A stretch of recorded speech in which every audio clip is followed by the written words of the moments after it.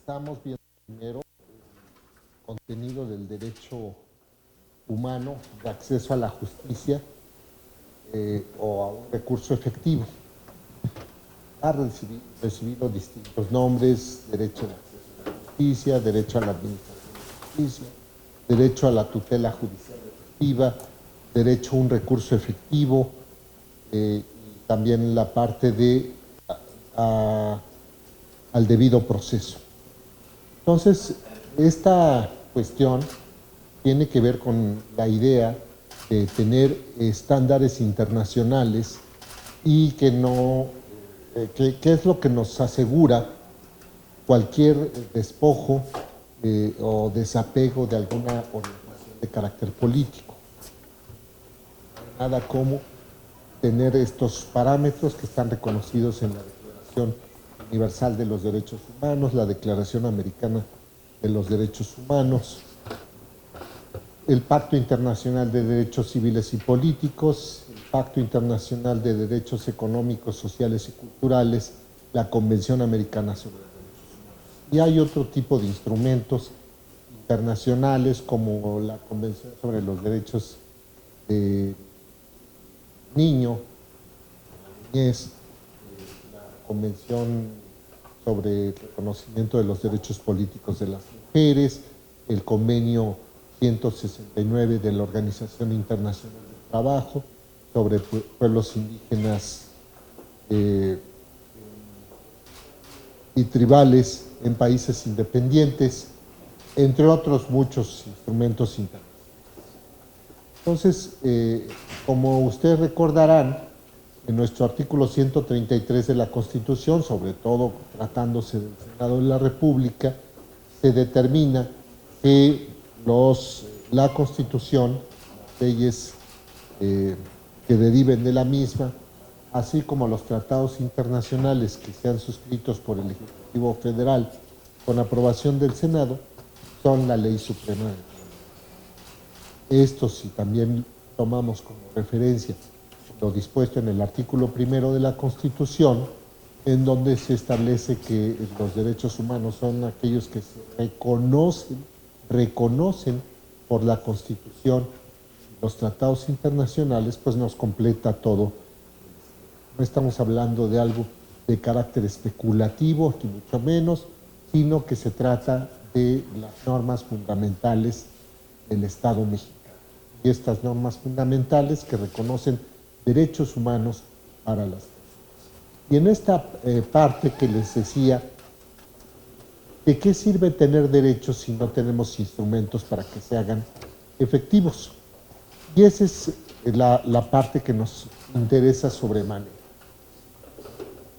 Tan es así que en el Pacto Internacional de Derechos Civiles y Políticos se establece, artículo 2, cada uno de los estados partes en el presente pacto se compromete a garantizar que toda persona cuyos derechos o libertades reconocidos en el presente pacto hayan sido violados podrá interponer un recurso efectivo, aunque tal violación hubiera sido cometida por personas que actúan en ejercicio de sus funciones oficiales. La autoridad competente judicial, administrativa o legislativa o cualquier otra autoridad competente prevista por el sistema legal del Estado decidirá sobre los derechos de toda persona que interponga tal recurso y desarrollará las posibilidades del recurso judicial. Las autoridades competentes cumplirán toda decisión en que se hayan estimado procedente el recurso. Artículo 14. Todas las personas son iguales ante los tribunales y cortes de justicia.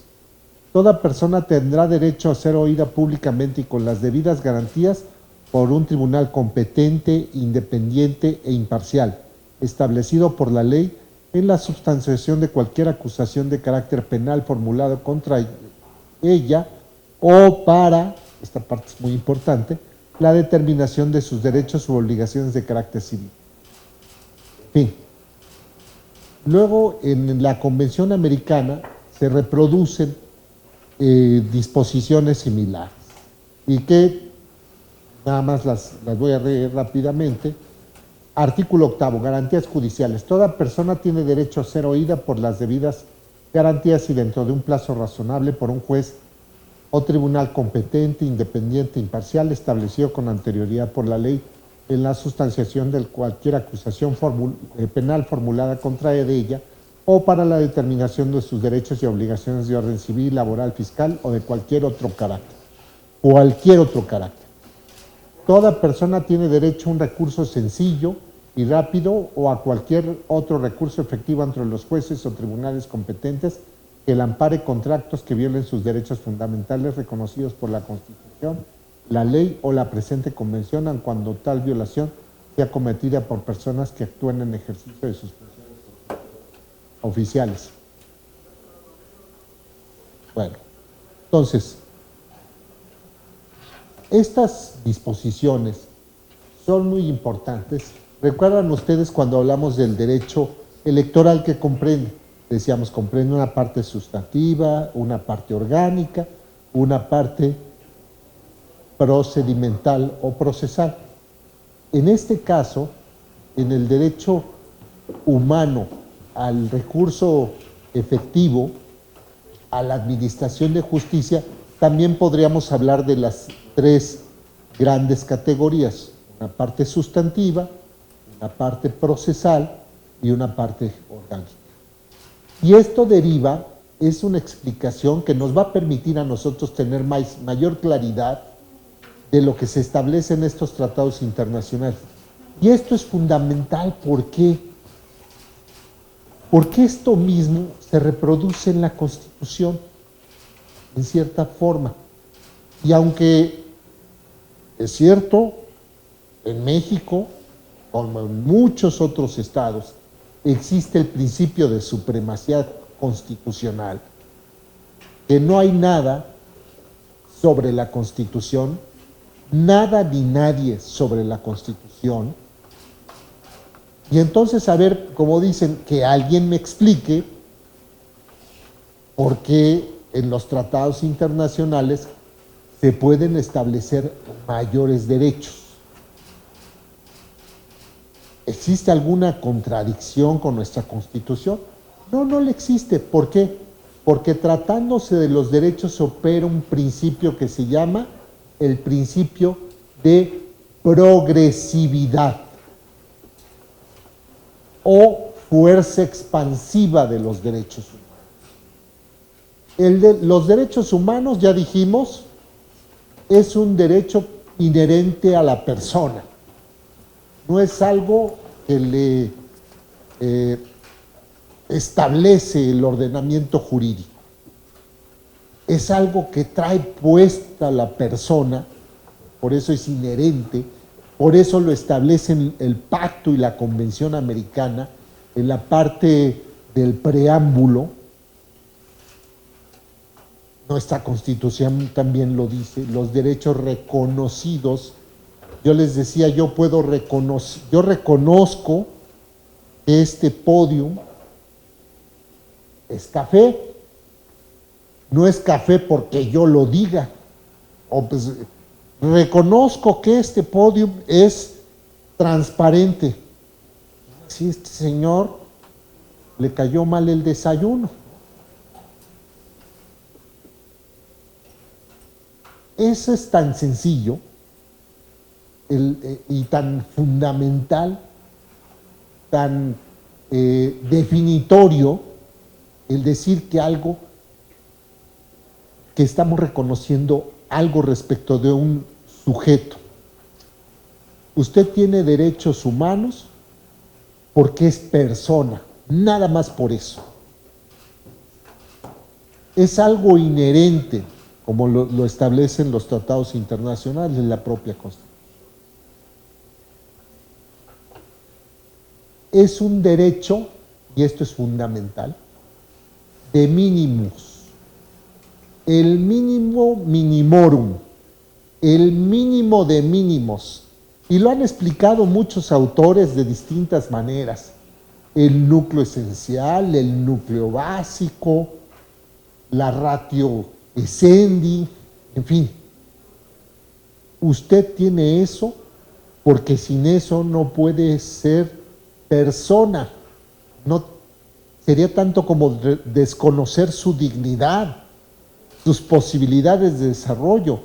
Usted tiene derecho a una identidad, a la libertad de pensamiento, de residencia, de circulación, a la seguridad jurídica, al acceso a la justicia. Y entonces les decía de estas tres partes fundamentales, y podríamos tratar de hacer un ejercicio. ¿A qué se referirá esa parte sustantiva del derecho al recurso? Se refiere al derecho de accionar. Y aquí nos estamos instalando en la parte central de nuestro tema. Las garantías esenciales del procedimiento, pueden ponerle ahí el acceso a la justicia, el derecho a la tutela judicial efectiva, a un recurso efectivo, con las debidas garantías, representan condiciones necesarias para que se dé vigencia y respeto al derecho humano de contar con un recurso efectivo y al debido proceso legal que en sentido amplio comprende el derecho humano de acceso a la justicia o a la protección judicial, lo cual a su vez comprende el derecho humano de acceso a la justicia o a la protección judicial. Bueno, ahí repetí, lo cual a su vez abarca distintos y numerosos aspectos que genéricamente se pueden identificar como, acuérdense, todo esto está aquí en la computadora para que se los compartan. Y porque, pues, digo, yo muchas veces tomé notas y luego me preocupaba, ya cambió la lámina este cuate y no pude tomar la nota, ¿no? Pues no, pues mejor pidan el archivo y ya tienen la nota, ¿no? Que realmente es algo de lo que he estado procesando como secretario de Estudio y Cuenta, como académico, como magistrado, que fui, en fin, y en estas pláticas que vengo a compartir. La parte sustantiva. ¿Qué será la parte sustantiva del derecho de acceso, por favor? Podría decirse que bueno, los instrumentos internacionales establecen esa obligación primaria, básica de establecer ese derecho humano al acceso a la justicia. Ya cada país, pues bueno, tiene el deber de establecer el conjunto de reglas, normas y todo ello que puedan hacer efectivo ese derecho a acceso a la justicia, que no solo implica, para mí, no sé, bueno, claro, el principio básico es el derecho de accionar, pero luego ese acceso a la justicia tiene que traducirse en reglas claras, sólidas, que también le den esa garantía durante el proceso a la persona y que se lo den también en la ejecución, en el cumplimiento de eso, porque si no, pues para mí no habría un derecho si el conjunto de reglas, esa parte sustantiva, normas, no se traduce en un acceso a la justicia al iniciar la acción, durante el proceso, que realmente se le respeten las garantías, el debido proceso y todo ello, y al final que realmente se obtuvo la pretensión, se pueda ejecutar de manera debida esa sentencia. Para mí sería esa parte, la parte sustantiva, no sé. En efecto, tiene que ver con esto, cómo se explica. Por eso, en otras construcciones dicen, es un derecho de base constitucional, podríamos nosotros agregar, y convencional y de configuración legal.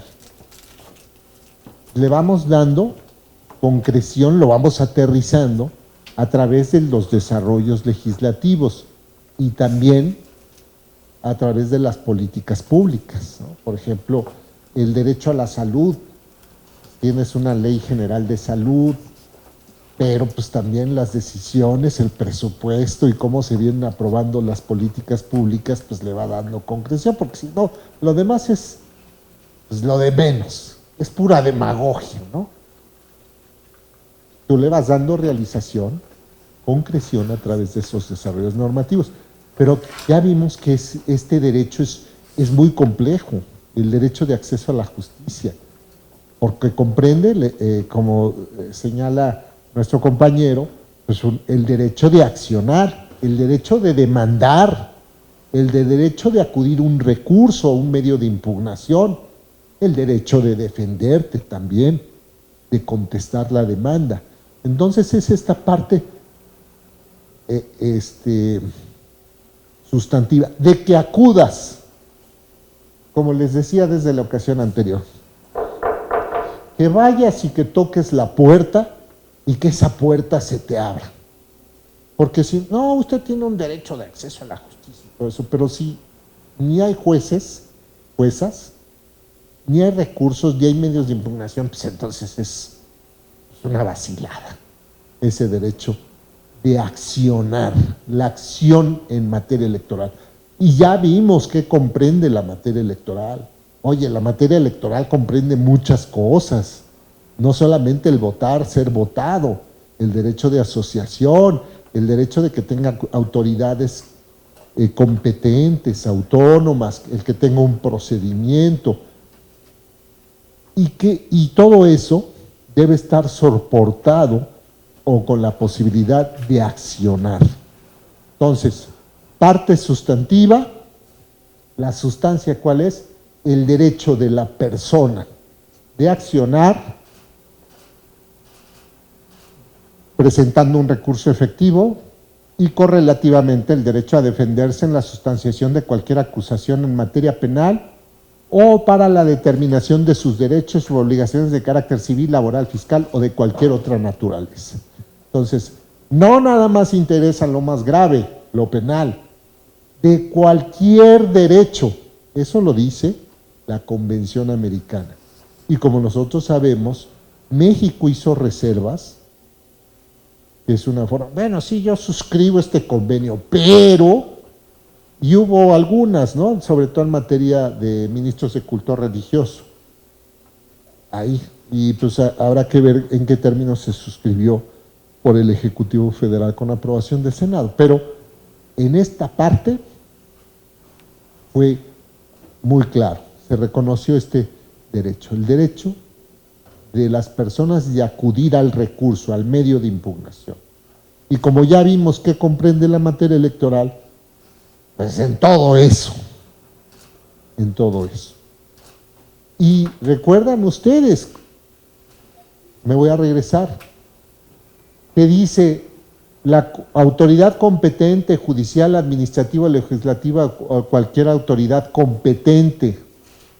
Luego, todas las personas son iguales ante los tribunales y cortes. Toda persona tendrá derecho a ser oída públicamente y con las debidas garantías por un tribunal competente, independiente y parcial. Entonces, comprende muchas cosas. Y ya a partir de esto estamos viendo la parte procesal o adjetiva, mismos que atañen al derecho de toda persona a ser oída públicamente. Eso decía, con las debidas garantías y dentro de un paso razonable a través de un procedimiento sencillo y en condiciones de plena igualdad, en el cual se garantice que la autoridad competente cumpla la decisión en que se haya estimado procedente o fundado el recurso. Entonces, no es que yo te diga, sí tienes derecho a acudir a un recurso, órale, ahí está su acción, ¿sí? Pero el procedimiento, el proceso, debe cumplir ciertos estándares internacionales para que sea un auténtico derecho humano robusto, bien articulado. Y por eso el procedimiento. La parte sustantiva, ya vimos, el derecho del sujeto de accionar o defenderse de esa acción. Contestar la demanda, contrademandar. Y el recurso tiene que ser efectivo, tiene que ser sencillo, tiene que ser expedito, tiene que estar previsto legalmente. Y si no está previsto, pues bueno, intégrelo usted, ¿no? Porque me va a tener que respetar mi derecho humano. Perdón. Dentro de un plazo razonable, por eso esa sencillez, ese carácter expedito para cualquier derecho y que se ejecute la sanción. Entonces, no nada más es penal, cualquier derecho. ¿Qué derecho? pues de derechos, pues díganme ustedes los que quieran. A ver, un derecho. ¿En qué materia? Ya vimos la penal que dice eso. ¿Pero cuál otro? ¿Cuántas materias conocemos que son susceptibles de ventilarse ante un procedimiento, en un proceso penal? Hay un montón. ¿Cuál? Sí, materias así. Civil, mercantil, familiar, administrativo, derecho a la salud, agrario, laboral, mercantil, ¿no? Y entonces por eso nos sirven las clasificaciones. Si pensamos de derecho privado, civil, mercantil, quizás bancario, ¿no? Derecho social, ya dijeron, laboral, a la salud, pues, quizás cooperativas, público, no, pues un montón, penal, agrario, etcétera. Entonces, en cualquier materia, y voy a mencionar, pero nada más lo voy a mencionar, no voy a meter en polémicas porque no quiero salir peleado con ustedes, parlamentario. Vamos a quedarnos con esa parte, ¿no? Porque ya ha dicho el tribunal que en unas cosas sí le entra, pero es un tema tabú, ¿no? Estoy en el Senado de la República y si no quiero acabar con mi viabilidad política, con mi futuro político, debo ser muy cuidadoso, ¿no? De lo que vengo a decir aquí al Senado de la República, ¿no? Pero le vamos a entrar un poquito a esa cuestión, un poco más adelante. Pero ya vimos, tienes el derecho de accionar y no es a través de cualquier recurso. No es casi de que, sí, usted tiene su recurso, vaya ante el juez de la kermés que se casó y dígale que los divorcie. Así de, no, espéreme, usted me está viendo la cara. Tiene que saber, ya sabemos que tiene que ser a través de un recurso expedito, sujeto a reglas, sencillo. ¿Se acuerdan lo que les platicaba la vez pasada, ¿no? Del llamado escrito de protesta. No me ponga trabas para venir aquí a mi recurso. Por ejemplo, a mí me tocó participar en un evento internacional en donde comentaba alguien, es que para acceder a la justicia, pues hay que pagar, hay que caucionar, nada más para venir a demandar unas cuestiones. No, pues oye, ¿eso ¿a qué le pega? ¿La justicia? Cuando yo quiero presentar mi recurso, pero primero tengo que presentar una garantía, exhibir una garantía, una caución. ¿Le pega la justicia? Empieza con G. R, A, T, U, I, gratuita. Empieza con G de gratuita. G, gratuita. Entonces no es un recurso efectivo, pues porque tengo que pagar una caución, oiga, eso no es lo que se reconoce en los tratados internacionales. Será un recurso con un plazo razonable cuando el asunto dure 7 años, 8 años, ¿no? Oye, pues la condena máxima pues es de 8 años para este delito, y pues yo ya me aventé en el proceso 6 y pues me impusieron 7 años. ¿Es un recurso efectivo? No, está violando el derecho humano de acceso a la justicia. Me estoy yendo a los estándares internacionales, pero también está reconocido en esta Constitución, ¿no? Garantías del artículo 20, del artículo 14, el artículo 17. Bueno. Y luego otra cuestión, lo orgánico. Dijimos algo de los tribunales de acuerdo con el pacto. ¿Cómo deben ser esos tribunales para que cumplan con esos estándares internacionales? parciales, ¿qué más? Yo voy ante un tribunal y quiero que este tribunal sea imparcial, ¿qué más? Autónomos, competentes, objetivos, independientes. ¿Sí?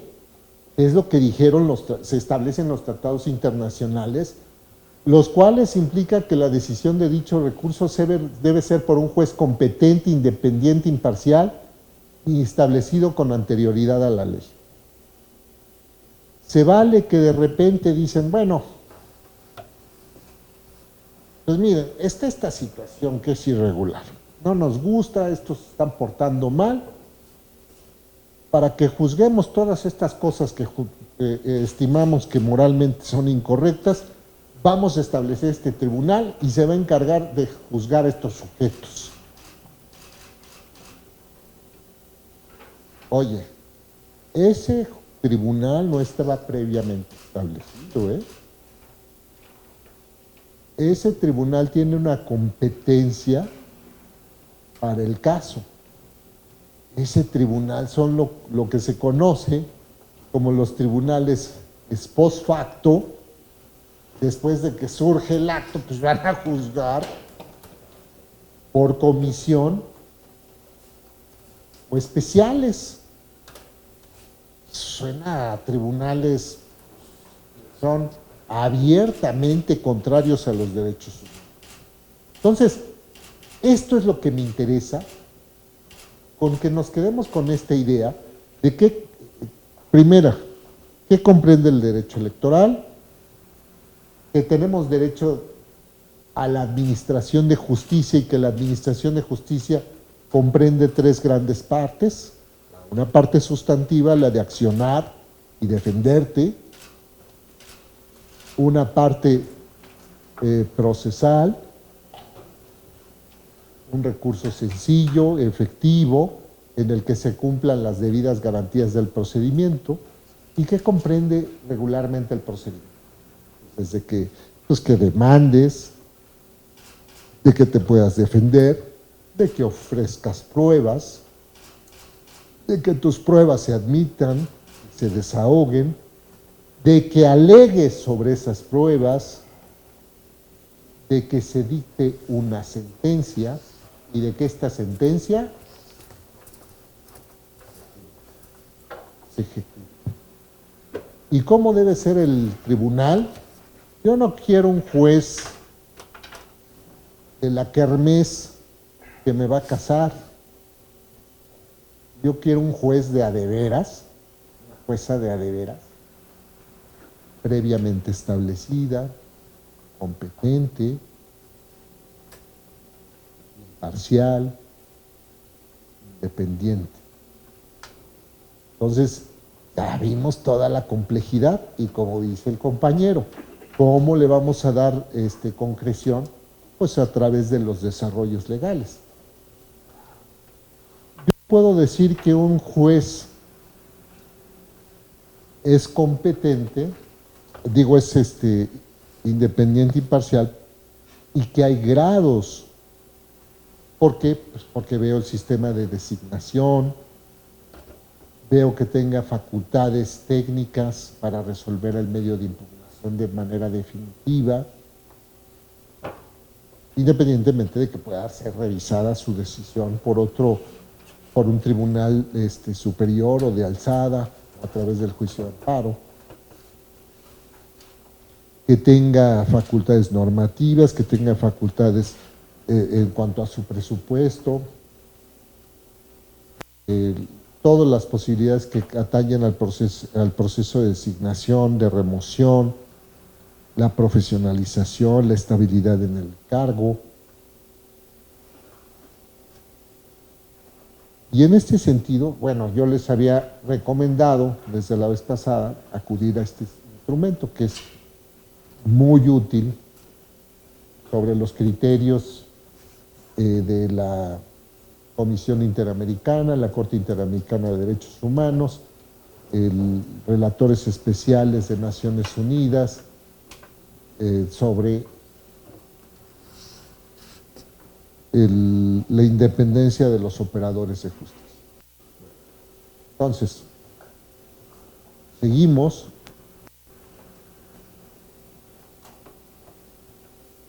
Seguramente con el doctor Galván, ustedes ya vieron concepto de acción, distintas orientaciones. Yo aquí tengo de manera ilustrativa algunas, de Couture, el doctor Cipriano Gómez Lara, que a algunos nos tocó verlo en la facultad, al doctor José Valle Favela, don Eduardo Pallares y Enrique Vesco. Esencialmente coinciden todos. Es el derecho fundamental, el derecho constitucional de acudir a la jurisdicción del Estado. Y es muy razonable porque tiene que ver con la forma de organización de un Estado. Ustedes recordarán cómo se establece nuestra Constitución. Está prohibida la justicia por propia mano. Si yo no, para ejercer o determinar los alcances de un derecho. Más o menos así se deriva de nuestro artículo 14 constitucional, si no me equivoco, en relación con el 17. Entonces, si no queremos estar en un estado muy rudimentario, primitivo, en donde las personas pues, se hacen justicia por propia mano, serían, oye, tú pues, no te dejes, pues sí, pero pues resulta que me tienes que dar vías. Si está prohibida la justicia por propia mano, la venganza, pues entonces, ¿qué es lo que mínimo que tengo que establecer como Estado? Vías para que tú puedas determinar los alcances de tus derechos. Y por eso están los tribunales, y ya vimos. No, pero si tribunales tenemos para aventar para arriba, ¿no? Los familiares, civiles, agrarios, el de justicia, el Tribunal Federal de Justicia Administrativa, tribunales electorales, bueno, de esos un montón, ¿no? El Tribunal Electoral del Poder Judicial de la Federación y 32 tribunales electorales en las entidades federativas, la Ciudad de México y los 31 estados.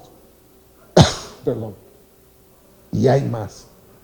Los recursos administrativos, algunos que les toca resolver a los OPLES, al Instituto Nacional Electoral, pues también forman parte de todo este entramado, de todo este diseño que precisamente pretende establecer esas vías para que usted no acude a la justicia por propia mano. Digo, si hay situaciones excepcionales que se admiten, ¿no? Por ejemplo, el caso de que están regulados, la legítima defensa, ¿no? Oye, pues si yo estoy viendo que hay una agresión y pues tengo que defender a mi familia o a mí mismo, pues no me pidas, espéreme, antes de sufrir su agresión, que usted me va a tirar un golpe, déjeme traer un juez para que determine si es justificada o no su acción violenta. Pues no, pues eso va contra la propia naturaleza de las cosas y algunos otros casos, ¿no? Por ejemplo, que están previstos también en la legislación, la retención del equipaje de las maletas por parte de los que tienen hoteles, ¿no? Cuando usted no paga y pues ya quiere llevarse las maletas, pues no te dejan sacarlas, ¿no? Es que estoy aquí aplicando el Código Civil, en fin, la legislación correspondiente, ¿no? Y algunos otros casos que son dentro de la propia naturaleza. Pero ya lo importante es quedarnos con estas ideas. Y vean, no difieren mucho estos conceptos de acción. La acción es el poder jurídico que tiene todo sujeto de derecho de acudir a los órganos jurisdiccionales para reclamarles la satisfacción de una pretensión. Y entonces, pues yo tengo la pretensión de que usted me cubra algún adeudo de carácter civil. Tengo aquí un pagaré mercantil y entonces pues usted no cumplió en tiempo, se venció el plazo y entonces pues es el caso de que voy a acudir a través de un ejecutivo mercantil.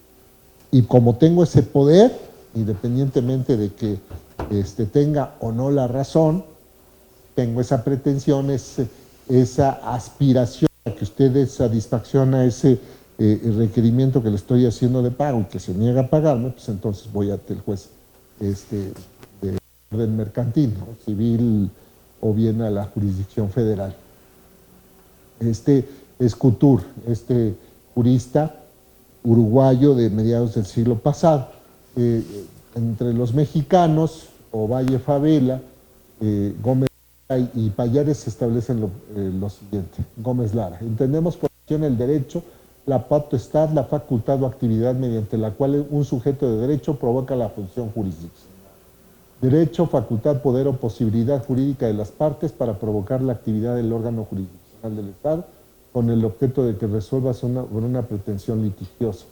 Derecho constitucional de acción, Payares. Derecho procesal de acción, o mejor dicho, la acción procesal es el conjunto de medios legales, fórmulas y procedimientos por el que se ejerce el derecho constitucional de acción. El poder de reclamar la tutela jurisdiccional. Entonces, todas estas definiciones giran sobre lo mismo. Poder, potestad, facultad de acudir a la jurisdicción del Estado para que resuelva sobre una pretensión. Algunos dicen litigiosa, sobre un conflicto entre personas, entre sujetos. Ya puede ser de derecho público, el Estado, estoy demandando al Estado por una responsabilidad patrimonial, estoy demandando al Estado por mal funcionamiento de la administración pública, un sindicato, estoy demandando a un particular, a un vecino, ¿no? Que pues hay filtraciones de agua de el piso superior al techo, pues yo vivo abajo en mi departamento y entonces pues esta persona es descuidada, tiene filtraciones porque pues no arregla lo que corresponde a una fuga de agua y pues entonces me está afectando. Y también existe este tipo de pretensiones en la materia electoral. Y ya lo veíamos, aparte de tu derecho de votar, ser votado, de asociación, de participación en los asuntos públicos, etc. Y entonces nos quedamos con esto. Bueno, ¿por qué es importante reconocer el derecho de acción en la materia electoral? Ustedes recordarán el caso Castañeda-Gutmann. ¿Alguien lo recuerda? A ver, usted, compañero, por favor. Sí, fue un caso muy sonado, porque la persona que indica se inscribió para ser candidato independiente a la presidencia de la República. Entonces, se lo negaron y él se tuvo que amparar contra esa resolución y ganó, y de ahí empezaron las candidaturas independientes. Bien, en efecto, pues nos acordamos de este señor, don Jorge Castañeda Gutmann, que fue secretario de Relaciones Exteriores con el primer presidente de la alternancia, Vicente Fox. Entonces, efectivamente, como lo menciona el compañero, él pretendía ser candidato independiente. Pero, pues,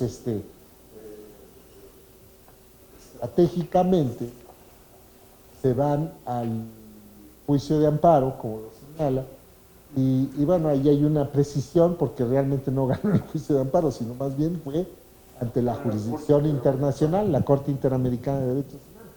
Y digo, yo lo tengo fresco porque lo leí apenas, no crean que soy muy abusado en este sentido. Bueno, traía el libro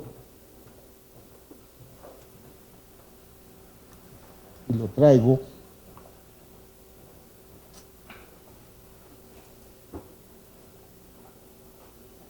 Que bueno, es muy sencillo encontrarlos, digo, sale más barato pagar internet que ir a comprar los libros, ¿no? Entonces les recomiendo que visiten la página de la Corte Interamericana de Derechos Humanos. Y hay una sección que se llama Cuadernillos de Jurisprudencia. Es una chulada, véanlos. Si uno quiere tener clarísimo lo que es los criterios de la Corte Interamericana sobre derechos de los pueblos y comunidades indígenas, ahí, no me acuerdo el número del cuadernillo, pero dice derechos de los pueblos y comunidades indígenas, derechos de la mujer, derechos de la diversidad sexual, derechos a la administración de justicia, etcétera. Y la compañera nos va a hacer el favor de pasar la foto del libro también a todos. ¿Cómo se llama, compañera? Carla. ¿Está en dónde? El grupo parlamentario de Morena. Bueno, nuestra compañera Carla, que está en el grupo parlamentario de Morena, les va a pasar la foto, o si no, también aquí la maestra Fabiola, si no me equivoco, también, ¿no? Y entonces ahí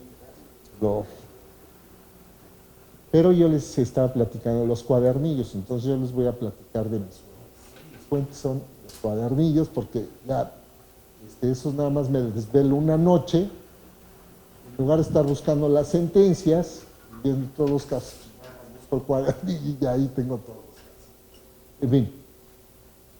Entonces, este señor, Jorge Castañeda Guzmán, efectivamente quería ser candidato independiente.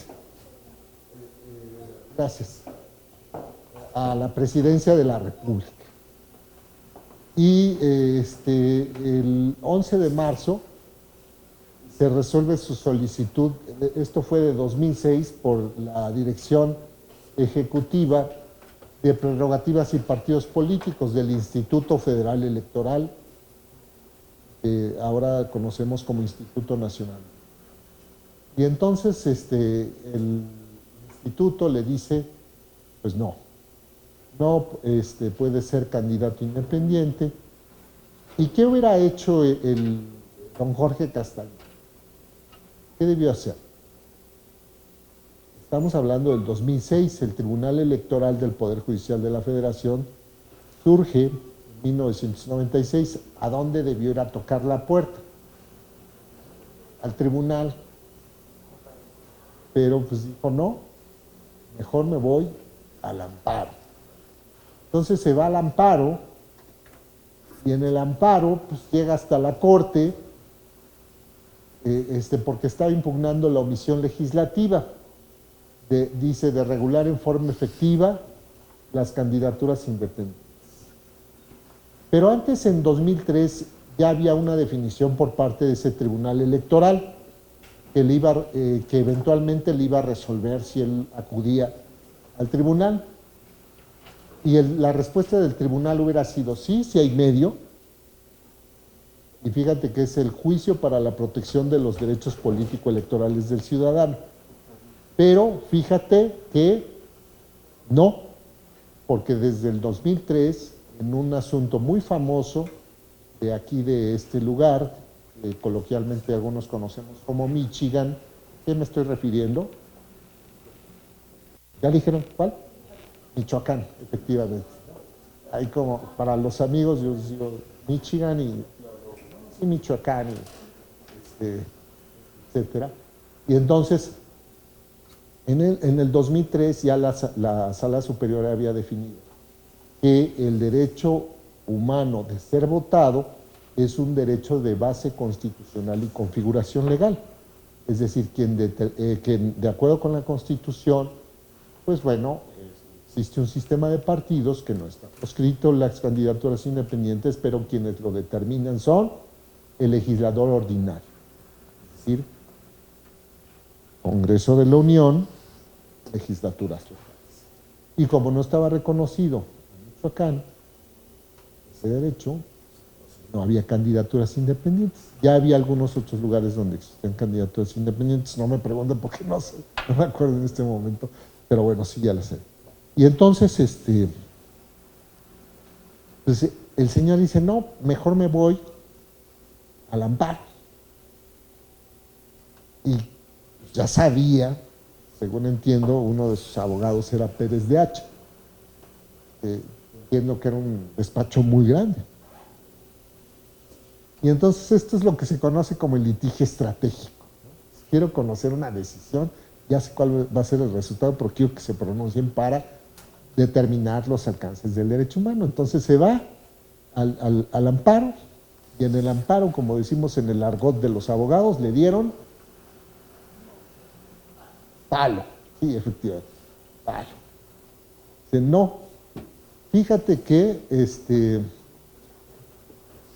esto que me vienes a impugnar, el juez séptimo de distrito en materia administrativa del Distrito Federal declaró improcedente el juicio de amparo. Y le dice, pues tú estás reclamando la omisión legislativa y eso tiene que ver, pues más bien con una acción de inconstitucionalidad. Compañeros, profesor, un comentario. Por ejemplo, en el recuadro de la boleta electoral, siempre hay un recuadro en donde se dice, vota por cualquier otra opción que no está registrada.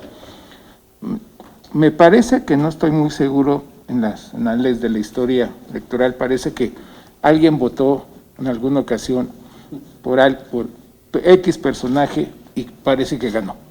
Pero sin embargo, como no estaba registrado, no le reconocieron esa elección. ¿Qué opina usted al respecto? Gracias. Es malo. Fuertes preguntas muy interesantes. Pues sí, efectivamente, digo, el tema no es la candidatura independiente, pero sí es cierto, nosotros vamos a votar y siempre encontramos candidatos no registrados. Y sí, ya se han dado muchos casos, ¿no? Pues ya ven, votan los electores por Cantinflas, El Santo, votan por mí, etcétera.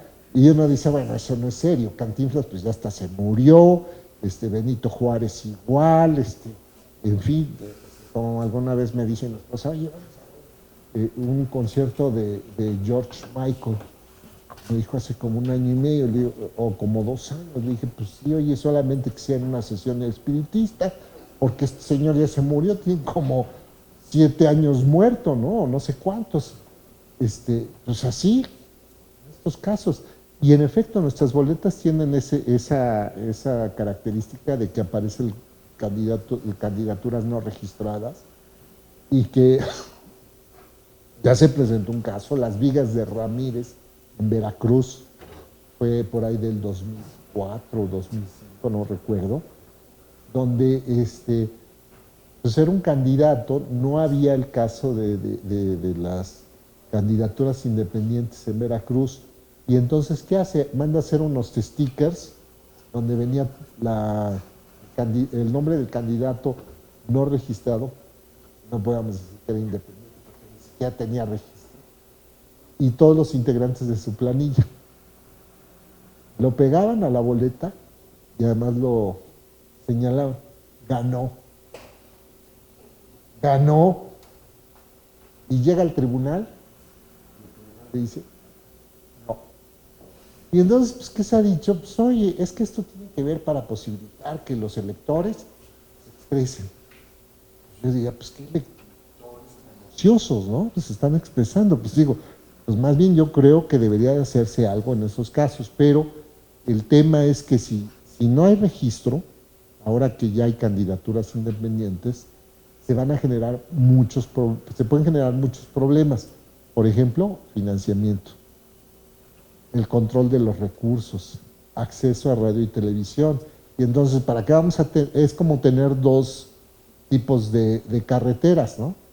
El de cuota, donde todo está regulado, y la de libre, que, bueno, luego no son tan libres, pero estas sí son libres, ¿no? Porque usted haga lo que quiera, y como Dios le dé a entender, desgana. Y entonces, pues no vamos a saber de dónde provinieron los recursos. Lo de radio y televisión, si cumple con los requisitos para ser candidatos, ¿no? No vaya a ser que nos metan un cachirul por ahí, algún nacional de algún otro país, Europa del Este o de cualquier lugar de Europa, Asia, Centroamérica, Sudamérica, Norteamérica, Oceanía, en fin, no sé, las Islas Fiji. A lo mejor ni el español lo habla, ¿no? Pero bueno, el señor es muy simpático, la persona esta, y pues, no sé. Pero pues ha tratado de darle distintas explicaciones al tribunal, y una de las que recuerdo es para asegurar el derecho a la libertad de expresión de las personas que votan. Sí, oye, para las cuestiones estadísticas. No, las boletas ¿para qué sirven? Para optar por candidaturas. Pero tampoco podríamos reconocerle que ganara, o se podía reconocer si ganara. ¿Por qué? Pues porque mientras unos se fueron a través de un procedimiento reglado, otros se van por la libre, ¿no? Y pues oye, a lo mejor le pegas a la igualdad, a la equidad, a la certeza, objetividad, a muchas cosas. Pero bueno, es un buen planteamiento. Pues yo diría, oiga, mejor hablemos de candidaturas registradas por partidos políticos y candidatos independientes que obtienen un registro, y pues desaparecer esa figura que realmente sirve para nada. Digo, el que quiera echar a perder su voto, pues lo va a hacer. Y yo lo he visto, ¿no? Voto por mí, o ponen una palabra soez, o votan por, en fin, ya dije nombres, no sé, Juan Gabriel, etcétera. Oye, no hay forma, ¿no? Pero bueno, entonces, regresamos al asunto. Entonces, este señor, Castañeda Goodman, le dicen, oye, si tú lo que estás impugnando es la omisión legislativa de que se regule adecuadamente o se regule la candidatura independiente, pues el juez de distrito le dice, pues eso es acción. Ah, pero fíjate que en términos del artículo 73 de la entonces vigente ley de amparo, es improcedente el juicio de amparo en materia electoral. Le sobreseen. Se va al colegiado, al 14º tribunal colegiado, ahí queda, y el tribunal pues dice, pues yo no le voy a entrar, ¿no? Así sí, mejor que se pronuncie la Suprema Corte. Y entonces llega el asunto hasta la Suprema Corte. Y fue interesante, qué bueno que llegó hasta la Suprema Corte, porque la Suprema Corte se pronunció. ¿Y qué dice la Corte? ¿Sabes qué? Confirma la decisión del juez de distrito y le dice la improcedencia del juicio de amparo. Bueno, ahí hay unas erratas, por omisiones legislativas. La única vía para cuestionar la constitucionalidad de una ley es la acción de inconstitucionalidad, y el amparo es improcedente en materia electoral. ¿Qué le dijeron en el fondo? No hay vía. No hay. No hay. ¿Y esto a qué le pegó directamente? Todavía no vemos qué suerte tuvo en la Corte Interamericana, pero ¿qué le estaba pegando? ¿El tema anterior? Al derecho humano de acceso a la justicia. Dijo, pues no hay vía. Y no, hombre, el asunto ya iba perfilado ¿para qué? Para que le fincaran una responsabilidad del Estado. ¿Por qué?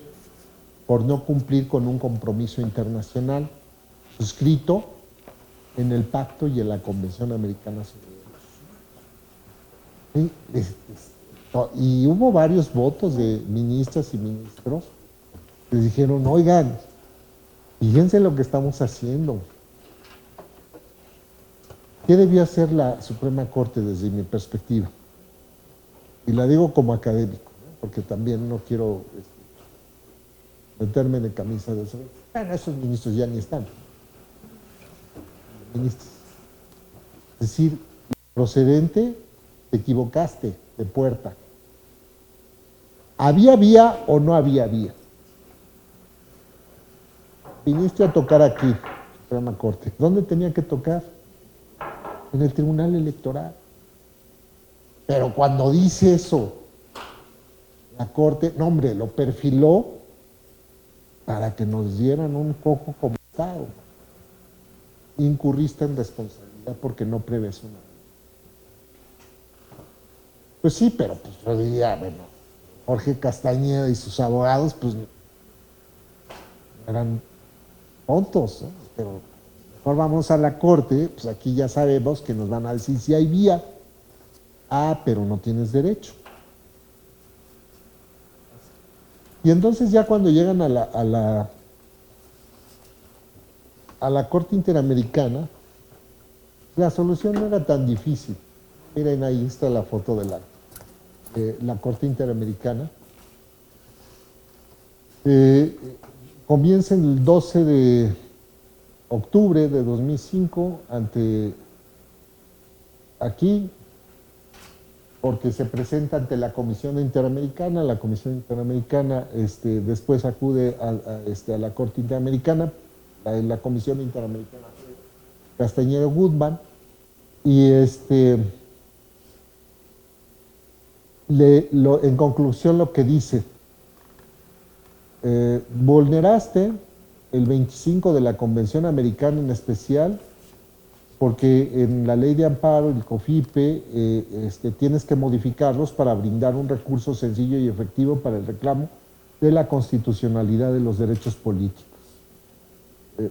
La Corte Interamericana, la Comisión Interamericana. Y entonces aquí, en la decisión de fondo del 6 de agosto de 2008, o sea, 2 años después de 2006, digamos que esto es rápido en los tiempos de la Corte Interamericana, son algo que se instó desde 2 años atrás, pero pues para los tiempos, asuntos que tardan 8, 9 años, 10 años, hasta que se resuelven, ¿no? Terminan ya notificándole a los deudos, ¿no? Pero en este caso se resolvió y dijo, Castañeda Guzmán iba impugnando, oye, está mal regulado porque me desconoce mi derecho humano a votar. Y le dice la Corte Interamericana, no, esa es una decisión de los estados. Básicamente hay 2 sistemas, el sistema de partidos y el sistema de candidaturas independientes. Y está dentro de las funciones de los estados determinar a través de qué vías se puede hacer.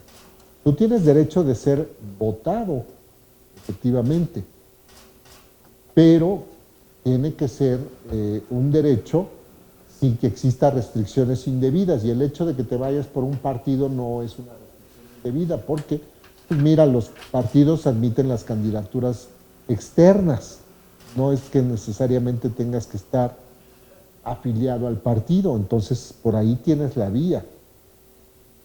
O bien puede ser candidaturas independientes, o hay estados que tienen candidaturas independientes y por el sistema de partidos. No quiere decir que para que tengas el derecho humano de ser votado, únicamente sea por el sistema de candidaturas independientes. Se vale los dos, mientras que tengas posibilidades reales de acceder a la vida. Pero lo que sí está mal, Estado mexicano, tache, como dice en Tinder, tache guarache. Lo que sí está mal, Estado mexicano, es que no le des vía a este. Y bueno, para impugnar este tipo de cuestiones. Y todo empezó, quizás una noche de verano, cuando a la Suprema Corte de Justicia de la Nación se le ocurrió, por allá del año 2002, en que se resuelve una llamada contradicción de tesis 2 del 2000, 2 años. y dijeron, el Tribunal Electoral no puede inaplicar o desaplicar normas inconstitucionales. Es decir, no puede revisar, ni se te ocurra revisar la constitucionalidad de una ley a través de sus actos de aplicación. Es sí se puede hacer en otro tipo de materias, ¿no? En términos de la ley de amparo, pero estoy hablando a la anterior, a la vigente, sí se podía controlar la constitucionalidad de leyes a través de actos de aplicación. Ya sabemos que estaba la acción de inconstitucionalidad desde 1994, fue reformada en 1996 también para permitirlo en materia electoral. Leyes generales, acciones de inconstitucionalidad, donde no se precisa un acto de aplicación. Hay dos formas de controlar la constitucionalidad de la ley: a través del control abstracto, acciones de inconstitucionalidad, y a través del control concreto, a través de sus actos de aplicación. Y entonces yo puedo revisar, por ejemplo, la constitucionalidad de la Ley General de Partidos Políticos a través de la acción de inconstitucionalidad, pero esos 30 días después de que se publica, ¿no? Que entre en vigor la acción de inconstitucionalidad, la ley o alguna reforma. O bien la aplicación de esa ley por un tema de inconstitucionalidad, pero en el acto concreto. Esa ley de partidos políticos regula, por ejemplo, las coaliciones. Y yo ya se me fue el término para impugnarla a través de la acción de inconstitucionalidad. Los tiempos. Entonces mi jefe, pues ahora sí me va a poner como Cristo. Entonces, no, señor, alto. Podemos impugnarla a través del acto de aplicación de la coalición. Cuando nosotros tratemos de registrar el convenio de coalición y entonces en el INE nos den palo. ¿Y qué va a pasar? Pues ahí tengo el término de la Ley General del Sistema de Medios de Impugnación para impugnar la constitucionalidad de esa ley general de partidos políticos en el tema de coaliciones, pero a partir de la negativa del registro de coalición. Y entonces no voy a impugnar propiamente la determinación de la autoridad administrativa del Consejo General por vicios propios, sino por un tema de constitucionalidad. Entonces, ¿qué me va a decir? Muy bien, asesor, te voy a promover a secretario técnico de la comisión de no sé. Palomita. Tienes muy claro lo que es control abstracto y control concreto. Y entonces, eso es lo que se conoce control concreto y difuso. Cualquier juez puede controlar la constitucionalidad. El difuso frente al concentrado. Solamente la Suprema Corte, los jueces de amparo. Toda esta cosa para explicar por qué se metió en esos problemas la Suprema Corte. Porque la Corte desde el 2002, mayo de 2002, dijo, el tribunal no puede desaplicar normas constitucionales. No puede haber temas de constitucionalidad de leyes en casos concretos. Entonces, ¿quién cerró bien la puerta? La remachó para que no se controlaran estas cosas. La Corte. Pues si nosotros sí le entrábamos, y digo nosotros, porque yo era parte de ese tribunal, pues me tocaba ver esas cosas, y cuando dictó esa resolución, válgame, San Burgoa nos ampare con estos criterios. Porque ese fue un chiste que saqué de la jornada, pues, la jornada de hace tantos años, ¿no? Salía la jornada todavía en la facultad, cuando es un periódico que surge cuando en pleno conflicto universitario del CEU, yo estaba estudiando en la Facultad de Derecho, surge ese periódico La Jornada, y desde ahí me volví lector de La Jornada. Me acuerdo de sus chistes. Brucóanos, San Pablo. Entonces, pues dijo la Corte, no le entra, y le dijo al tribunal, y ni se te ocurra andar desaplicando normas inconstitucionales a través de control difuso, porque tú no eres ni parte del control concentrado, solamente nosotros, la Corte, los tribunales de circuito, los juzgados de distrito, y tú no. No eres ni el control concentrado, ni el del difuso, porque en México no existe el difuso. Entonces, yo decía, hay que leer nada más el 133 de la Constitución, la segunda parte. Los jueces de los estados se respetarán dichas leyes fundamentales a pesar de las disposiciones encontradas en las constituciones locales. Y es un texto que viene desde la Constitución de 1857. Y pues otros dicen, eso a la Suprema Corte de los Estados Unidos, en el caso Marbury versus Madison, pues les alcanzó para establecer ese tipo de control. En México no. Y entonces, como cerraron la puerta, pues la cerraron definitivamente y dijeron no y no.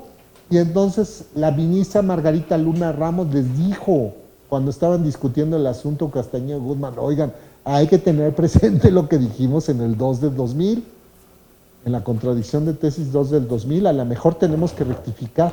Pues no le hicieron caso, y hubo otros de la minoría que tampoco los pelaron, y ahí tienen.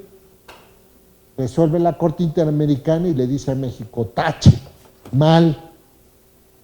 Está bien, usted, señor Castañeda Guzmán, no tenía derecho a la candidatura independiente, porque eso es una decisión soberana del Estado. Pero en lo que sí tiene razón, y voy a condenar al Estado mexicano a que modifique su legislación para establecer el medio de impugnación. Y yo diría, ¿cuál? Pues si ya estaba lo que había que modificar. Lo que había que modificar era el criterio de la Suprema Corte. Bueno, afortunadamente entró el constituyente permanente, reforman el artículo 99, ya dicen, ya dejémonos de cosas, sí puedes tú, Tribunal Electoral, controlar constitucionalidad de leyes a través de actos de aplicación. Modificaron el artículo. Entonces dije, bien por el constituyente permanente. ¿Quién? Senado, Cámara de Diputados y todos los que participaron, las legislaturas locales que dijeron, sí a ese control. Y entonces se fortaleció el sistema de administración de justicia. ¿Cuál es la aspiración en esto de las acciones en materia electoral? Establecer un sistema integral, donde todo sea susceptible de revisión por órganos jurisdiccionales de la regularidad, ¿conforme con qué? Con la Constitución, con los tratados internacionales, con la ley, con todo, o sea, y esto no debilita a nadie, esto fortalece el sistema de derechos fundamentales, derechos humanos de las personas. Ese era el tema. Por eso, si no sirve lo otro, yo diría, para que no le finquen responsabilidad al Estado mexicano, lo mejor que podemos hacer que es que reconozcamos derecho de acción, no solamente en la materia penal, sino en todas las materias. Nada más. Eso es lo mejor. ¿Cuál es el desideratum? Proscribir las zonas de inmunidad al control jurisdiccional de la regularidad jurídica. Por favor. Sí, se podría decir que esa fue la intención del tribunal cuando establece el juicio electoral que no está regulado, pero había ahí un espacio en donde el procedimiento especial sancionador, pues los partidos políticos sí podían irse, por ejemplo, al juicio de revisión constitucional, pero candidatos, ciudadanos que fueran sancionados en el procedimiento especial sancionador no tenían esa vía. Entiendo que el juicio electoral aún no es, todavía sigue sin regularse, nada más el tribunal abre esa vía, ¿no? Con esa intención. Sí, bien, es cierto. Muchos de los medios de información, está ese, que el juicio electoral, ustedes van a ver, van a tener clase de todos los medios de impugnación. Se los voy a decir. Recurso de revisión, recurso de apelación, juicio de inconformidad, recurso de reconsideración, juicio para la protección de los derechos político-electorales del ciudadano, juicio de revisión constitucional electoral, juicio para dirimir los conflictos laborales entre el Instituto Nacional Electoral y sus servidores. Luego, el recurso de revisión del procedimiento especial sancionado. Esos son los que están previstos en la Ley General del Sistema de Medios de Impugnación Electoral. Y luego hay otros. El recurso electoral. Este tribunal se pone a inventar cosas. No se pone a inventar cosas. Se pone a dar, a cumplir con mandatos de los tratados internacionales y la hacer posible el recurso efectivo. Ahora, por ejemplo, ya sabemos del procedimiento especial sancionatorio. O sea, no, pues hay un problema con el radio y televisión, vete corriendo ahí a la unidad de lo contencioso electoral del INE, córrele, ahí está para que tomes el metro y preséntate un recurso, una queja. Pero antes no lo había. ¿Y cómo surgió? Por una decisión del tribunal. En el recurso de apelación 6 del 2006. No, recurso de apelación 17 del 2006. A mí me tocó estar de chismoso atrás de ese recurso. Es la ponencia del magistrado Jesús Orozco, el secretario es Javier Ortiz Flores. Yo estaba ahí de artífice, chismoso. Y me acuerdo cuando el magistrado Orozco me decía, Juan, ¿cómo lo ves este asunto? Pues, se puede, magistrado, porque está previsto el derecho de acceso a la justicia, 14 y 17. El tribunal es un tribunal especializado con una competencia genérica en materia electoral y los tribunales tienen, dice, en los juicios del orden civil la sentencia será conforme a la letra de la ley. Su interpretación y a falta de esta, los principios generales de derecho. Y a falta de esta, ¿qué significa? Integrar para posibilitar el acceso a la justicia. Ahí está. Y hay un montón de disposiciones en el Código Civil Federal, dice, ningún juez pretextando obscuridad o deficiencia de la ley podrá dejar de resolver un asunto, y en el Código Penal Federal también hay un delito contra la administración de justicia, si pretextando obscuridad o deficiencia de la ley deja de resolver. No me acuerdo cuál es, el 225, 217, en fin. Pues ahí está que tenemos que entrarle. Con magistrado, pues órale, pónganse a darle. Y entonces, pues, de acceso a la justicia, esto. Y así surgieron muchos. ¿Por qué? Pues porque yo tengo esa competencia y se le tiene que entrar este tipo de materias. Y entonces, vienen ahí muchos temas. Pues originalmente, la materia electoral, pues, era más un tema de partidos políticos. Y pues se reconocía el derecho de accionar de los partidos políticos, pero después se vio que la materia electoral comprendía muchos temas Vamos a continuar y en el tema este de acciones, pues el derecho de acción en materia electoral que me establecieron fueron cinco aspectos fundamentales en relación con sujetos que tienen una actuación muy preponderante en la materia electoral. En primer término estaría la ciudadanía y les quiero referir que originalmente en el Código Federal de Instituciones y Procedimientos Electorales, cuando surge el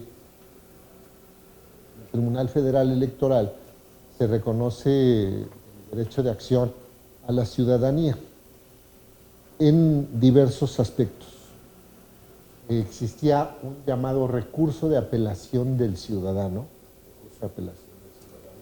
y eran por temas de credenciales, listas nominales de electores.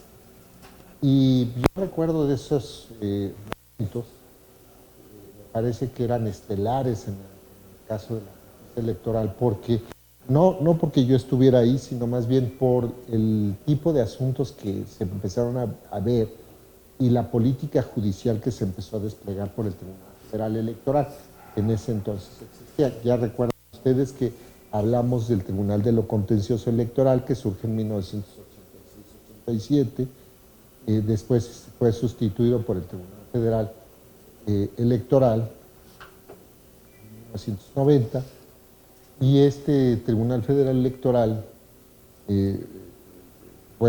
le tocó conocer de muchos juicios, más bien muchos recursos de apelación que tenían que ver con estos temas. Estamos hablando de un padrón electoral y un listado nominal de electores que estaba en formación.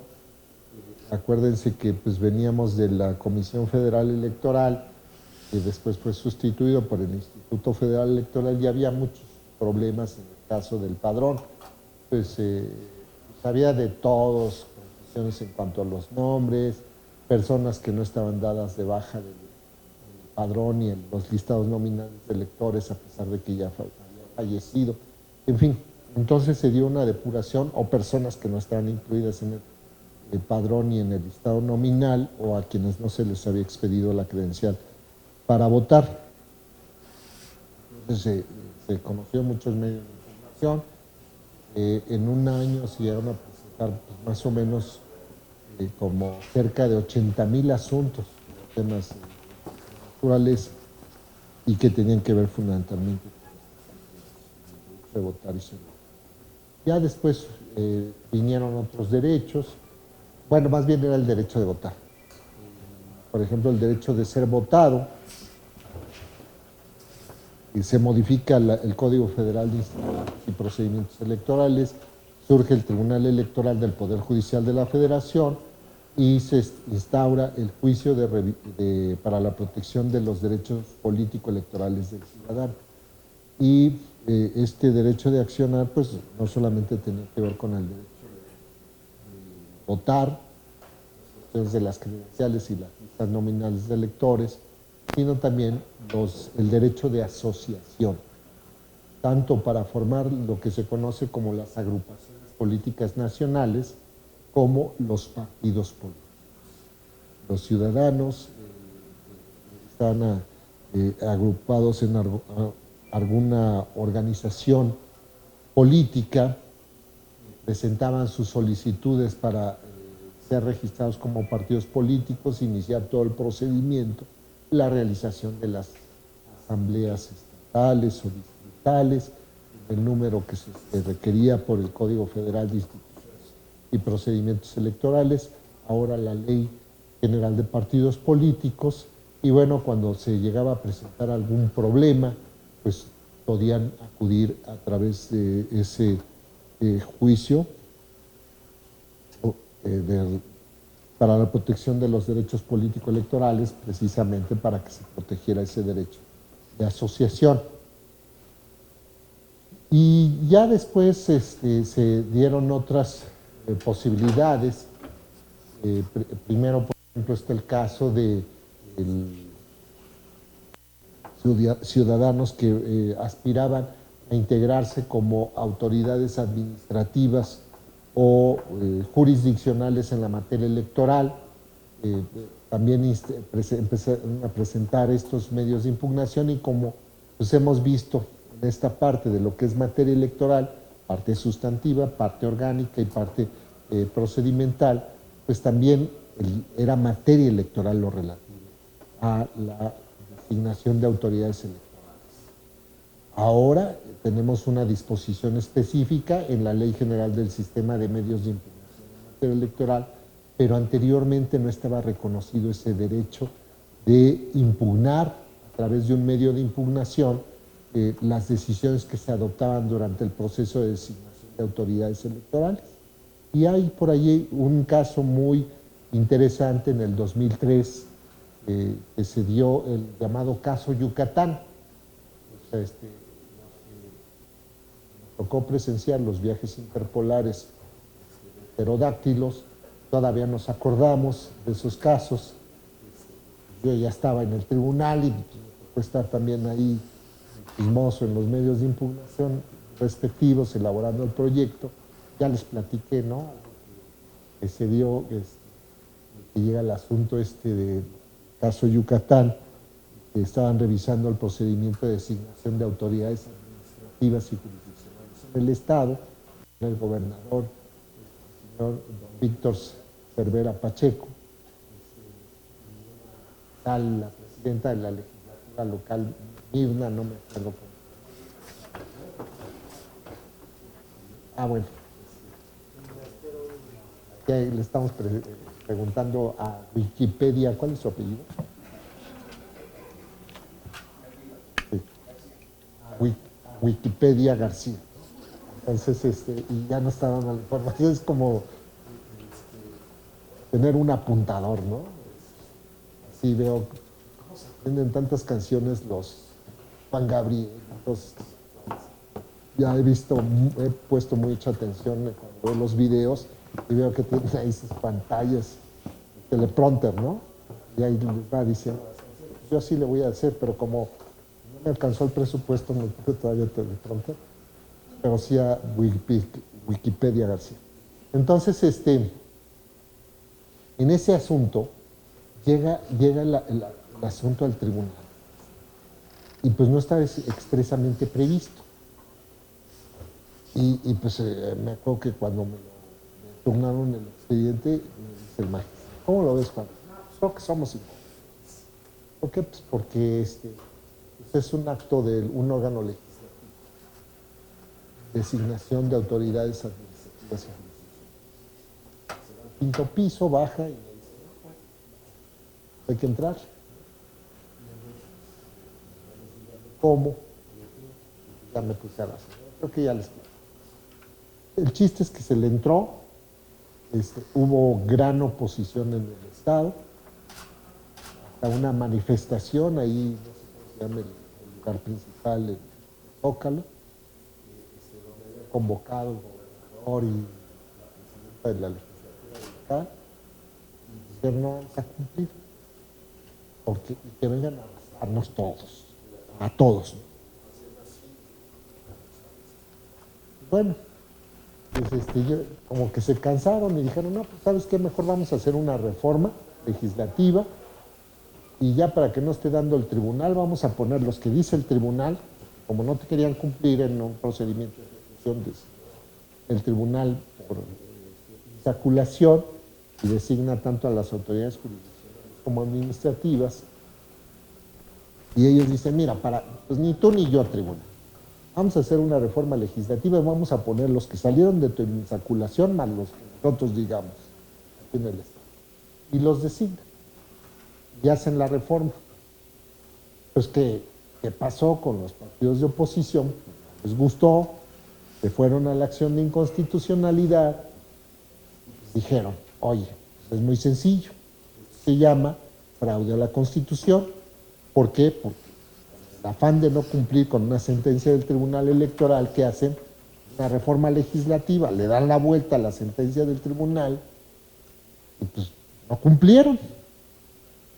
La cachó muy bien la Corte palomita, y dice, sí, esto se llama un fraude a la Constitución y lo están haciendo para no cumplir con una sentencia de un tribunal. Entonces ya te dictaron una sentencia y tú, lejos de cumplir con la sentencia, te pones a hacer tu reforma. Va para atrás la reforma, y bueno, pues ahí don Víctor pues ya de haber enojado, todos allá. Pero bueno, ¿el tema cuál era? El tema era no dejar sin acceso a la justicia a personas que decían, oye, hicieron el proceso de designación y no respetaron mi derecho a participar, a acceder, más bien mi derecho de acceder a un cargo público en la materia electoral. El tribunal, sí, tienes derecho humano de acceso a la justicia y esto es materia electoral. Tenemos que... Ese fue el origen. Y así van surgiendo muchas otras cuestiones. Por ejemplo, las personas acceden al cargo público. Vamos a pensar el caso de una síndica municipal o una regidora. Hay muchos temas. Y pues luego, ¿qué llega a pasar? Hay problemas. ¿Qué hacen? ¿Sabes qué? Vamos a pagar tu dieta. Y se empiezan justificada o injustificadamente a encontrar causas. Faltas, no te pago tu dieta, pues. ¿Qué hacen una regidora o un regidor o un síndico o una síndica en esas condiciones? Cuando la presidencia municipal junto con el tesorero y el contralor empiezan a inventar cosas y encontrar cosas, pues ¿qué hay que hacer? ¿Cuál era la puerta del tribunal? ¿Esta o la de acá? Fíjate que ya me votaron. Accedí al cargo. Y entonces, pues es una victoria pírrica, porque no me dejan ejercer. ¿Cómo que no te dejan ejercer? ¿Quién no te deja ejercer? Pues el malvado del presidente municipal ya no me paga mi dieta.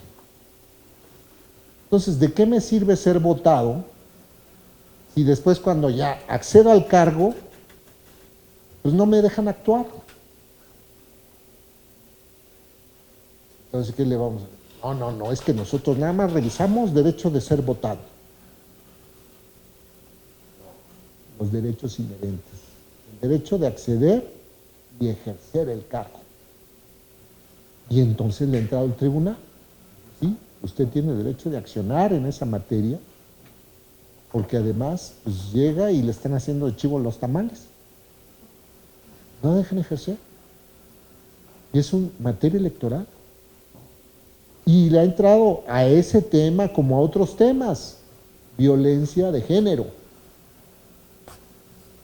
A mí cuando era magistrado en Toluca, pues me tocó ver así, oye, es que ya llegó y no le das oficina, y todos tienen oficina, menos o esta compañera.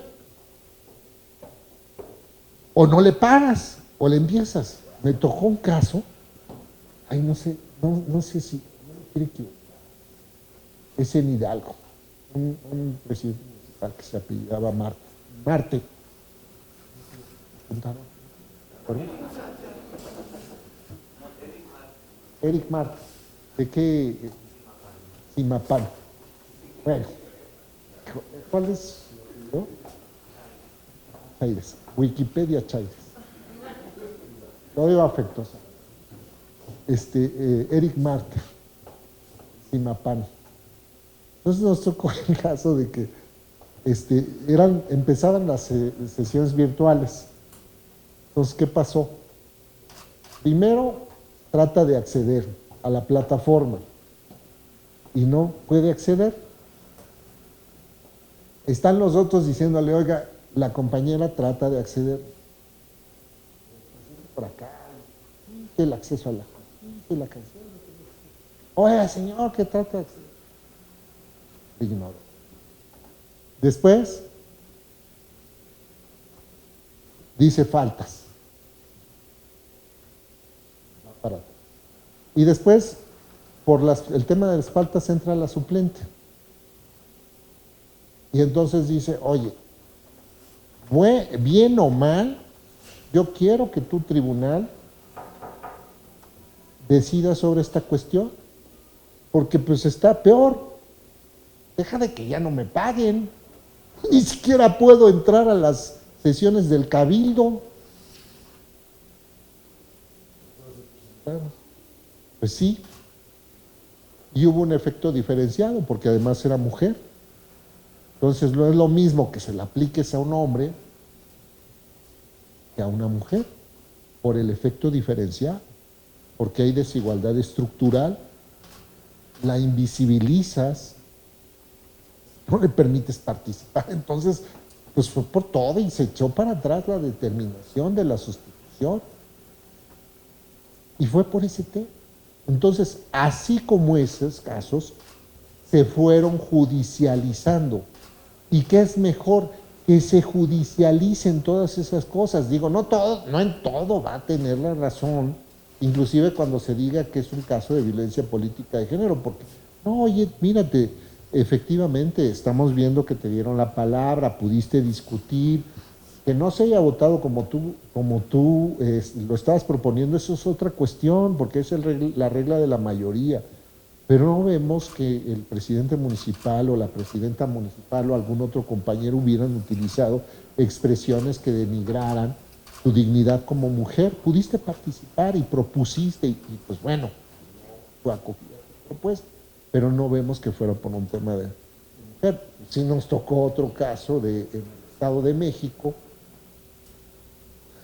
que cómo regresó el asunto también por temas de violencia política de género. Igual una regidora, el presidente municipal, así. Y lo peor es que hasta lo grabaron, bueno, más bien, lo mejor es que lo grabaron. Y pues empezamos a ver los videos, la magistrada, el otro magistrado y yo, y pues esto sí es violencia. Por la forma en que la está tratando a la compañera y mandamos a todos a tomar cursos de sensibilización, porque ninguno de las regidoras o regidoras, es decir, el presidente municipal mucho menos, dijo algo. O sea, presidente, es que usted no puede tratar a la compañera así, eso está mal. No, pues es que ellos pues lo ven como algo. ¿Qué ha pasado en esos temas de violencia política de género? Se están normalizando situaciones que tienen que ver con la denigración hacia la dignidad de la mujer. Cuestiones, no, diga eso, mire, mejor atienda a otras cosas que que corresponden al rol que inveteradamente ha desempeñado en la sociedad, que son los domésticos y los de la familia. Claramente es una situación discriminatoria. ¿Por qué? Porque le asigna un rol, un estereotipo. En fin, muchos otros temas. El tema evidentemente de las coaliciones, como se ha reconocido el derecho de accionar a las propias coaliciones, y hay muchos temas, a los partidos políticos que están caligados cuando acuden por sí mismos, no siempre los de la coalición y a través de los órganos que están designados en el convenio de coalición, sino también otro partido político, pues tiene interés jurídico para impugnar esas decisiones. No así cuando un partido político dice, oye, es que fíjate que la designación de las candidaturas de la coalición fue incorrecta. No se reconoce el interés jurídico. ¿Por qué? Porque el interés jurídico de otros sujetos desplaza a esos partidos políticos. Es decir, esta coalición le integran 3, A, B y C. Y de repente el partido D dice, oye, pues fíjate que la designación de tus candidaturas estuvo mal. No tiene interés jurídico. Quien tendría interés jurídico, ¿quién sería? Los desplazados o los propios partidos integrantes de la coalición. Para lo que sí tiene usted interés jurídico es para cuestionar lo relativo al cumplimiento de los requisitos para registrar esa coalición de A, B y C. Yo D, que soy otro partido, digo, no, ese convenio está mal realizado porque no se cumplieron con los requisitos que se establecen en la ley para el registro del convenio de coalición. En esos casos, sí. Esto va variando, pero finalmente lo que se está haciendo es establecer todos este tipo de elementos. Por ejemplo, en el caso de las candidaturas independientes, ya lo vimos, la propia Sala Superior ha establecido, quien tiene el interés jurídico es el candidato independiente, su representante, no así la asociación civil que participó en el proceso de registro de la candidatura. No, sino más bien el derecho corresponde al candidato independiente.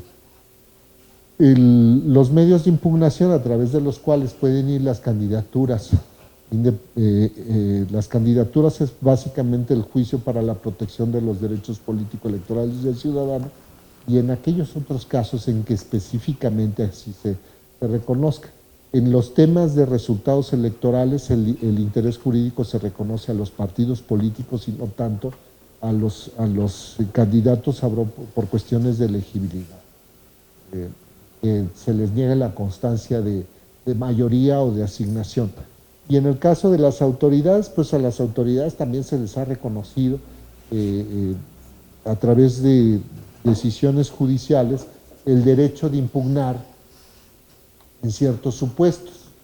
Por ejemplo, ya vimos el caso de los derechos inherentes al cargo, lo que tiene que ver con acceso y desempeño del cargo. Les decía, por ejemplo, la designación de lugares en donde van a despachar. El tema, por ejemplo, también de las autoridades auxiliares municipales, siempre y cuando resulten electos. También son susceptibles de impugnarse esas decisiones. Luego también, por ejemplo, suplencia de magistratura, suplencia de consejeros, ya les dije el procedimiento de designación de autoridades electorales, administrativas y jurisdiccionales. En algunos casos también se les reconoce interés jurídico, es procedente de los medios de impugnación, cuando, por ejemplo, se dicta una sentencia por algún tribunal electoral local. No en todos los casos, por ejemplo, usted fue a la autoridad responsable y que después pretenda que se revise esa sentencia en donde la condenan a la autoridad responsable. Por excepción, sí se permite que las autoridades puedan cuestionar esas determinaciones. ¿Qué diríamos? Si usted ya fue autoridad responsable y la condenaron, ¿a qué estaría obligada? Pues a cumplir y no andar todavía repelando, ¿no? Mejor cumpla. Pero hay algunos casos, por ejemplo, cuando yo fui autoridad responsable y me multaron. Cuando se está afectando su derecho, podríamos decir, oye, pues te están imponiendo una sanción, pues en esos casos sí sería susceptible de revisarse esa determinación. Cuando establecen algún tema de competencia, oye, quien resolvió ese medio de impugnación, en donde me consideraron una autoridad responsable, pues es incompetente. En esos casos también procede que se revisen ese tipo de decisiones.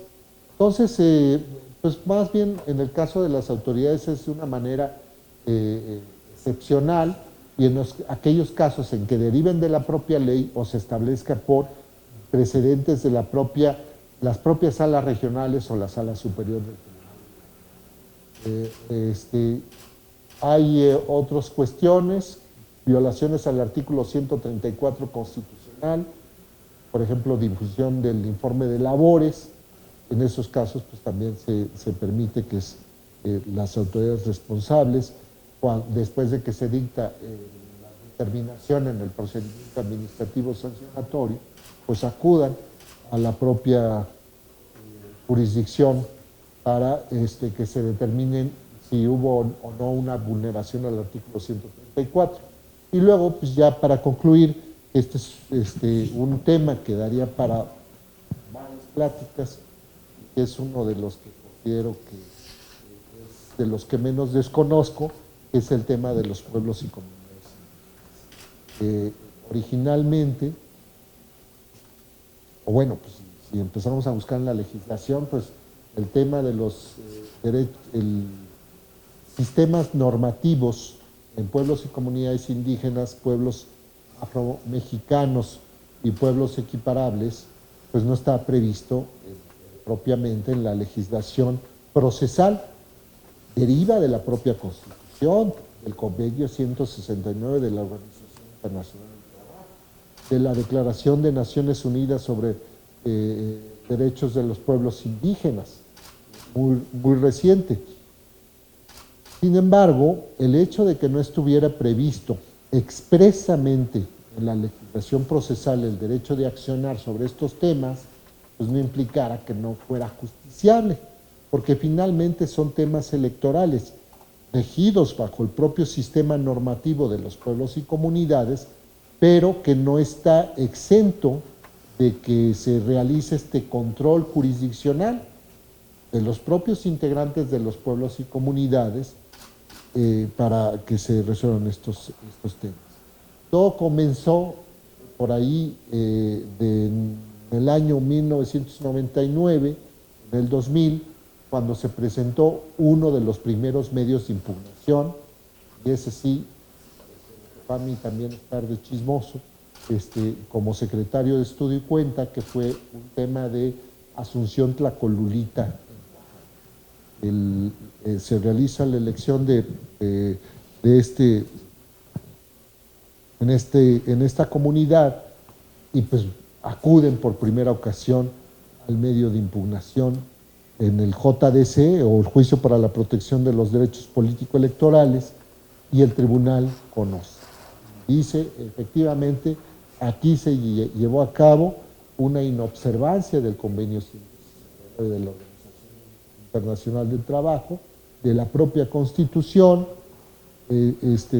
Todavía estaba regulado, me parece que en el artículo 4, no estaba todavía la reforma al artículo 2, y entonces pues, se llega a esa conclusión, y efectivamente se reconoce el derecho de accionar de los pueblos y comunidades indígenas, porque no se respetó desde la perspectiva de los integrantes su derecho a decidir por parte de la autoridad administrativa electoral local.